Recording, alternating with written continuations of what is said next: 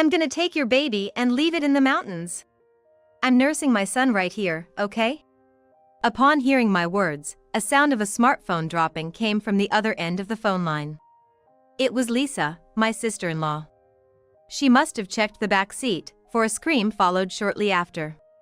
Come to think of it, Lisa had always been tormenting me. Indeed, there were the scenes at the wedding reception, the constant spam emails, and the sudden visit right before I gave birth. But that scream marked the beginning of Lisa's end. My name is Michelle Anderson. I'm 27 and just recently gave birth and returned from the hospital. My husband, Michael, is completely smitten with our newborn son, Alex, and he reluctantly went to work today. I get along well with my in-laws, and you could say we're living a happy married life. Except for Lisa, of course. From the very beginning, Lisa and I didn't gel well. Michael and I were classmates in middle school. Our school in a small town in Nebraska was peaceful with fewer students and an atmosphere where bullying was unheard of. Michael's family runs a decent-sized construction company in the area. Mostly working within the state but occasionally getting orders from outside. It's well regarded. Their house was large, and our group of friends would often hang out or study there. Michael's mom was always welcoming. They had a part-time helper who kept the house tidy, and during her breaks, she'd serve us snacks and drinks. One summer day, while working on homework, we heard unfamiliar, heavy footsteps. Wondering who it could be, we were soon hit with an overpowering scent of perfume. "Mikey, I'm back!" A flamboyant, large woman called his name and literally jumped on him.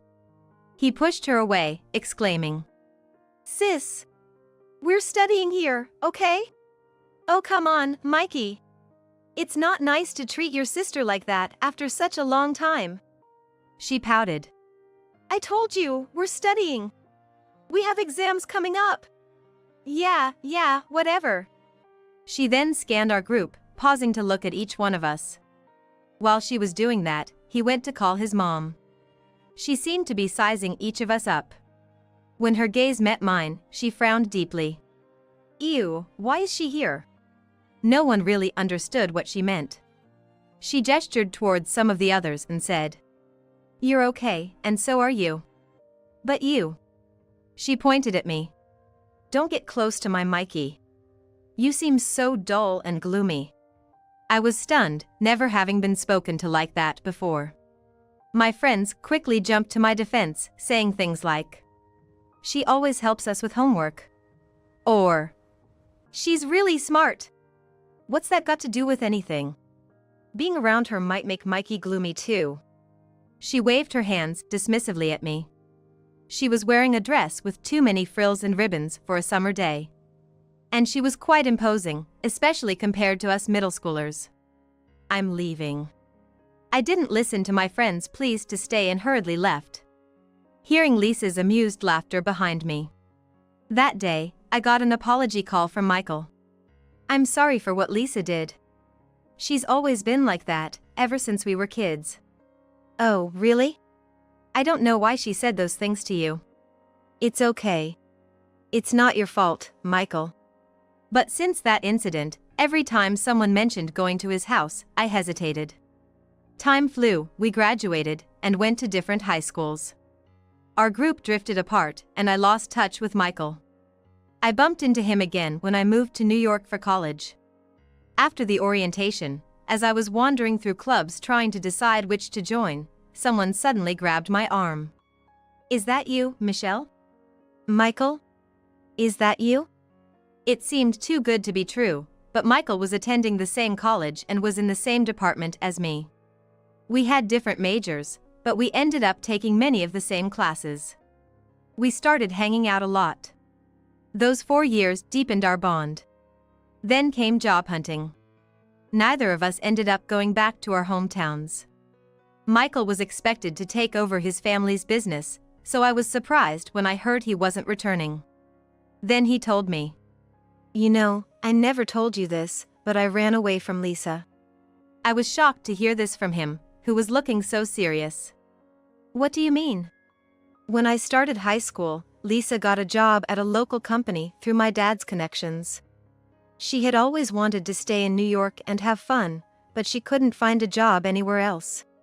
Remembering the loud and overpowering presence of Lisa, I thought. So that's what happened. That's why I wanted to find a job and get married here. Is that okay with you? What do you mean by okay? You're the only one I want to be with. I couldn't help but hug Michael tightly. 3 years later, he proposed, and we decided to get married. When we went to his family home to introduce ourselves, Lisa was waiting for us. She looked at me and said, "What are you doing here? You're that girl from back then? I thought I'd never see you again after I threatened you that day." I remember being oddly calm and surprised she remembered that after 10 years. Then, at our wedding, Lisa caused a scene. "Why can't I wear the dress I like?" She had arrived in a huge, fluffy white dress. That made her look like a snowman. She arrived at the last moment. So we knew she did it on purpose. There was no time to change her outfit, and she wouldn't have fit into a backup dress anyway. She had always been on the larger side, and she seemed even bigger now. Then, at the reception, she really made a scene. After drinking way too much, she stumbled up during Michael's boss's speech, saying, "You don't have to hide that thin hair of yours," and laughingly took off his wig. I'll never forget the look on Michael's face. Everyone knows not to mention things like that, especially in public. Michael immediately ran over and apologized profusely. Our in-laws quickly grabbed Lisa from both sides and took her out. After the reception, we demanded an apology from Lisa. But she just sat there, crossed her legs, turned her head away, and said, "I will never accept your marriage. Why on earth is Michael with someone like you? Enough is enough, Lisa. You always mess with my friends and partners. Do you know why I left our hometown? It was because of you. Mikey." Lisa turned to look at Michael for the first time. "Ew, why the scary look? Oh right, it must be because of her. Of course. Ew, she's just the type to sit in the corner of the classroom and quietly read books. She must have been talking behind my back to Mikey. I'm sure of it. It was my decision not to introduce you to Michelle for so long. Everything falls apart when you're around. The reason I didn't make the varsity baseball team in high school was my own lack of skill. Yet you still went to confront the coach, and after that, I couldn't stay in the team. You remember that, don't you? But that's not true. It's awful that the coach doesn't recognize Mikey's talents. You are meant to shine. I've always supported you that way." My father-in-law sighed as he looked at Lisa, who was shouting hysterically. However, after a while, he got up, grabbed her hand, and said, "Lisa, get ready quickly. We're giving up the room you're living in now." "What are you talking about?" "Just now, there was a call from your company. That person has been an important contact of yours, having been associated with your company's deputy director for a long time." "What?" Lisa's astonished voice echoed throughout the room. "So, you were rude to him. You know what that means, right?" He was quite angry, but he said he'll continue doing business with the company in exchange for firing you.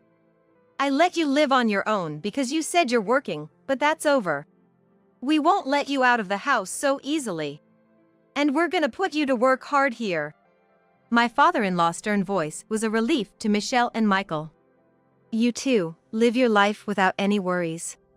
Don't worry about the company. Even if you're going to take over, it's still a long way off." Their parents' words were reassuring. However, that was not the end of it. Every day, my phone received harassing calls and a barrage of emails.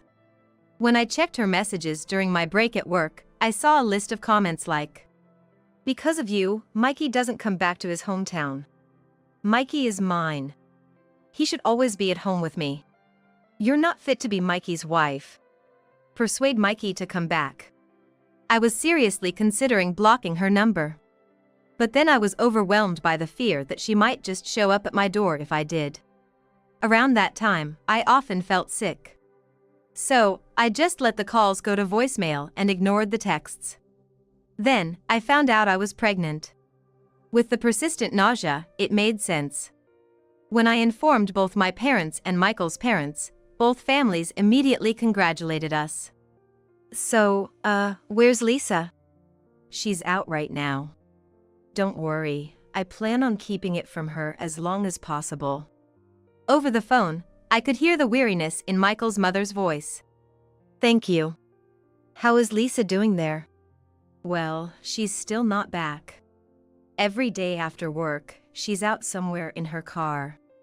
How's the work at your husband's company? Michael's mother sighed deeply. It's a mess. Lisa doesn't even try to learn the basics of her job, and it seems she can't. I was shocked to hear that. And lately, she keeps saying this, that she was deeply hurt by what was said back then. She became depressed and doesn't want to go to work. Even when I tell her to see a doctor and get a note, she says she's too depressed to move. Although I send her off, I've heard she often skips work without notice. But she drives around a lot, right? Yes. She's unpredictable, but I'll make sure she doesn't come bothering you during your crucial time. Thanks to Michael's mother, I didn't face any surprise visits from Lisa while I was home. However, I continued to receive a barrage of emails from her. When are you gonna divorce? You should leave. You're just holding Mikey back. This child looks just like Mikey's first love, completely different from you. Looks like me, actually. The messages were repetitive and draining. I had another issue too. The morning sickness hit me early and hard. Michael was concerned and suggested I take an early leave from work and return to my parents' house. But isn't my parents' place in the same school district as yours? I fear Lisa might show up any day. Michael pondered over this and then called his father.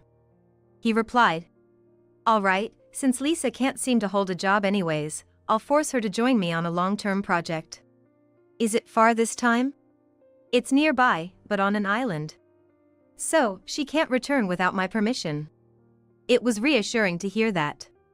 I expressed my gratitude to Michael's parents and decided to return to my parents' house. Upon visiting Michael's family home, both my father-in-law and Lisa were out, making the large house seem lonely. It's okay. We're relieved without her around. It seemed they were tired of their daily life with Lisa. However, close to my delivery date, a shocking event took place. Michelle! Why are you here? Lisa was banging loudly on my parents' door. At that time, my mother had gone out shopping. I checked all the windows to make sure they were locked. Everything was sealed tight. As long as I didn't go out, I'd be fine. But then, there was a loud crashing noise. Through the living room curtains, I could see a figure. It was Lisa. She was holding a metal baseball bat and stomped her way into the house, shoes on. There you are! I knew you were home, Michelle. I grabbed my phone and made my way to the front door. Lisa seemed to have predicted my move as she quickly closed in on me. I knew I was in danger and tried to rush upstairs. But at that moment, I felt a terrible blow to my back. Lisa had struck me right in the middle of my back with the baseball bat she held. Ouch! But I couldn't just stand there. I choked on the impact, feeling a rising sensation from my stomach, almost like nausea. Still clutching my belly, I began to climb the familiar stairs, trying to move as swiftly as I could. Wait up! Lisa shouted at the top of her lungs. No way I was waiting. My destination was the room on the second floor I'd used before going to college. I've been living on the first floor since I came back home, so I don't usually use it. But in there, I can lock the door from the inside. Lisa, groaning, followed with heavy steps, laboriously making her way up our winding staircase. She paused midway, catching her breath. I took this chance and darted into my room. I locked the door and dragged a table in front of it for extra security. Relief flooded me, and I slumped to the floor. That's when I noticed the carpet was damp. My water broke! I realized this and felt my body shivering uncontrollably. Oh no, not now. On the other side of the door, Lisa had caught up. She was pounding on the door with the bat. Each thud was heavy, a testament to her strength, and random thoughts raced through my head. Then, Hey! What the hell? I heard my mom's voice from outside the window. She's back, I thought, relieved. But I couldn't let her in. It's too dangerous. I called my mom on my cell. Michelle! Are you okay? This shattered window! Mom. Call 911. Get an ambulance and the police. You mean the police, but an ambulance? Don't tell me. Yes, that's right, my water broke. But I'm trapped upstairs. Hurry, but don't let Lisa see you. She's got a bat. I managed to say this before I fainted from the stress. When I came to, everything seemed to be over. I felt strange and my head was foggy. Michelle, thank God you're awake. A familiar voice. Michael was by my bed. What happened? Then it hit me. My stomach. Michelle, when they brought you in, things were looking dire. They had to perform an emergency C-section. My baby? Where's my baby? He's fine. A healthy baby boy. Thank you. We'll go see him together later. I took a deep breath of relief. And? Ouch! You can't do that. The doctor said you have a pretty bad fracture. I shivered. Was it when Lisa hit me? Did the bat strike my ribs? Thank God it wasn't the baby. I truly felt that from the bottom of my heart. Michael then apologized. I'm sorry. Huh? Why are you apologizing? That baseball bat Lisa brought over was in my room. Oh, I remembered. It was the bat Michael had once used for the baseball team he had to quit midway. I shouldn't have left it where she could find it. It's not your fault. If she hadn't found your bat, she probably would have taken Dad's golf club. That's when it hit me. What happened to Lisa? Well, she was caught red-handed breaking the windows of your family home. I thought Lisa was supposed to be on a work trip to the island. It seems she overheard a phone conversation between my father and me. About my pregnancy? Yeah. She must have figured out the timing of when she was brought to the island for work and lost her cool. We'll need to cool things down for a while. I felt relieved after hearing that. The next day after we were discharged from the hospital, my son, Alex, was as lively as ever, and he was now breastfeeding. I was gently stroking Alex's back when my smartphone rang. It was Michelle. I thought about ignoring it, but the call continued longer than I expected. However, after the 40th ring, I decided to answer, "Hello?" Finally. Why did you take so long? How long did you plan to make me wait? Another noise overlapped with her voice. Stop that! Ugh, it's so loud! Hey, Lisa. Do you have a baby with you? What I heard next was indeed the voice of a baby. That's right. I took your son. But he's so noisy, crying nonstop. I was confused. Why would there be a baby there? Ugh. I thought I'd take him home and raise him my way, but he's so loud. I quickly reached for the home phone. Hello, is this Michael's mom? Why, what's up? Is Alex okay? Yes, but... Isn't that Alex crying? Lisa was still making a racket in the background. It seems my mother-in-law heard the noise. Whispering, I asked, "Do you know where Lisa is right now?" Huh? She's been quiet since the police handed her over. She just called, and it sounds like she has a baby with her. My mother-in-law gasped in shock. There were some noises. Probably her checking if Lisa's car was around. I put the home phone near my smartphone. You checked the hospital to see if your son was there, didn't ya? Tough luck, he's right here with me. Ugh, so darn loud. Oh, I got an idea. Lisa, what have you been saying all this time? With a pleased look as if she had come up with something, I asked her with a sinking feeling. I'm gonna leave your baby out in the mountains. But Alex is here with me, breastfeeding. What? The next moment, a scream echoed from the other end. My Alex. I gently poked Alex's cheek. He let out a cheerful laugh. Lisa must have heard that. Wait, then whose baby do I have here? What don't you get? Wasn't your son still in the hospital? My son and I have been discharged and are at home. There was a loud thud followed by the sound of a baby crying even louder and Lisa screaming. She must have realized she kidnapped someone else's baby.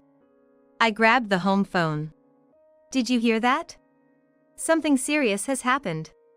Yes. I'm gonna call the hospital right now. You stay put. The call ended. What a reliable woman. Indeed, I was not in a position to move right now. Given the constant need for breastfeeding, I couldn't leave my son's side.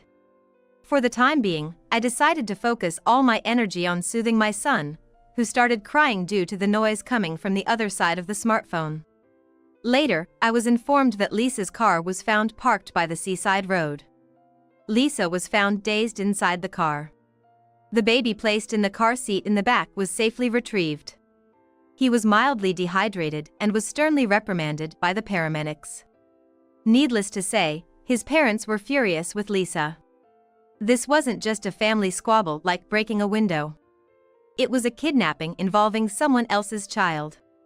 The parents of the kidnapped baby were mildly dehydrated and were furious, saying, Our child was almost killed. We won't let this slide. They clearly showed an attitude of not forgiving Lisa tomorrow. My father-in-law, who rushed back in a hurry, reportedly told the police. There's no handling this at home anymore. I thought I was keeping an eye on things to make sure Michelle and others weren't inconvenienced, but this is the last straw. I'm cutting ties with you for good. Lisa, the one being told this, seemed initially clueless about what he was talking about. Then, the moment she understood, she reportedly let out a loud scream. But why someone else's child? The police gave the answer to the in-laws. Firstly, Lisa had been quiet at the in-laws' house for a while. But it seems that was to plot revenge against me for being detained over the matter of breaking the glass at her family home. She learned about my upcoming discharge from overhearing a conversation between her parents and planned to kidnap my son before that. But Lisa missed the exact discharge date. My release from the hospital had been brought forward. Both my son and I were in good enough health to be discharged, and suddenly, there was a need for our bed. I gladly agreed to the early release. Lisa came to the hospital after I had already been discharged. She apparently sneaked into a patient room where another mother and child with the same last name as ours were staying and took the child when she sensed I wasn't there. Apparently, with her large build, wearing a sling carrying a baby, she just looked like any other patient being discharged. The bassinet was one of the items that my mother-in-law had hurriedly bought in preparation for my baby, including a crib and other things. She quickly sneaked into the house and, while looking for her car keys, spotted it and thought it was just perfect to take. The baby's mother, who happened to be in the bathroom, and the hospital were in an uproar. The situation became clear thanks to a call from my mother-in-law, and both the police and ambulances were dispatched. The police also came to our house, checked the call history on my smartphone, and said they were able to pinpoint Lisa's location. So, as a result, Lisa is gonna be in jail for a while. Deservedly so. She's gonna face a criminal trial, and lawyers keep coming, asking for testimonies that would be in her favor, but the in-laws firmly declined and said they won't support or help her in any way. My smartphone finally went silent. We sighed in relief, thinking that peaceful days are finally upon us. At this rate, the day when Michael will return to take over the family home and we all live happily together seems close.